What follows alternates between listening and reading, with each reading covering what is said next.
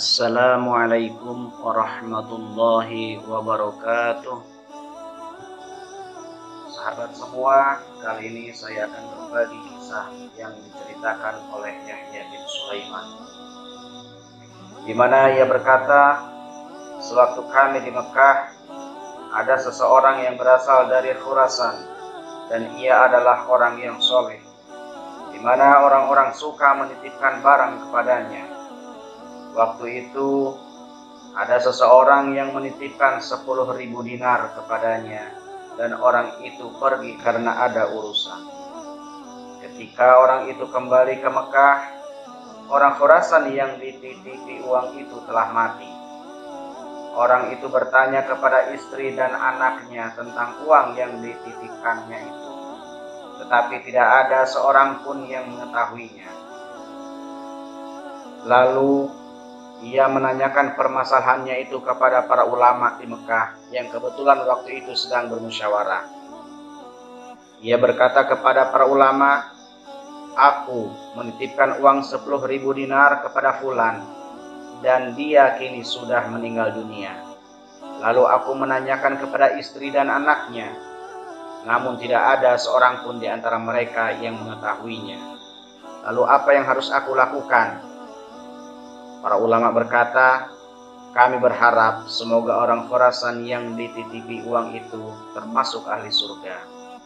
Bila telah lewat tengah malam, datanglah kamu ke sumur Zamzam dan panggillah, 'Wahai Fulan bin Fulan, aku adalah orang yang dulu menitipkan uang kepadamu.'"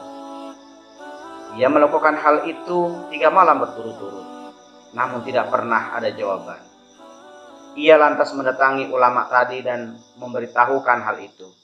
Para ulama lalu berkata, "Inna lillahi wa inna ilaihi raji'un. Kami khawatir bila temanmu itu termasuk ahli neraka. Bila demikian, maka datanglah kamu ke Yaman. Di sana ada suatu lembah yang bernama Burhud, yang di dalamnya ada sumur, dan panggillah, 'Wahai Fulan bin Fulan, aku adalah orang yang dulu menitipkan uang kepadamu.' Maka ia pun melaksanakan apa yang mereka pesankan. Baru pada panggilan yang pertama, ia mendapat jawaban. Lalu aku berkata, 'Aduh kasihan, apa yang menyebabkan kamu berada di sini? Padahal kamu adalah orang yang banyak melakukan kebaikan.' Orang itu menjawab, 'Aku mempunyai keluarga yang berada di Khurasan, dan aku memutuskan hubungan silaturahmi dengan mereka sampai aku mati.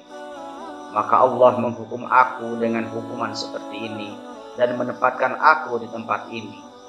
Sedangkan mengenai urusan titipanmu, aku memang tidak menitipkan pada anakku.